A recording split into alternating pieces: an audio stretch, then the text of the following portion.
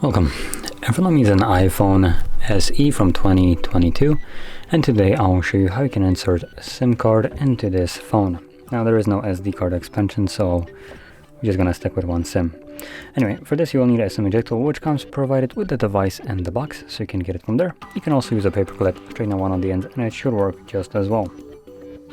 From there you wanna find the tray, which is located in the middle of the right side of your device. So right here where the pin is kind of like holding, push the pin in, and as you will see, the tray shoots out basically. Okay. So you want to place your card on the tray.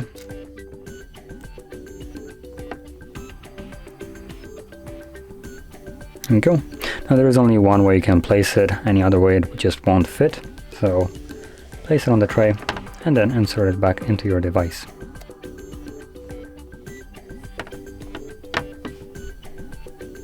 Now it gives us right here a message SIM locked, so if I try to open it up, it prompts me with unlocking my SIM card. And there we go, it's now unlocked. And that is how you insert your SIM card into your phone. So if you found this very helpful, don't forget to hit like, subscribe, and thanks for watching.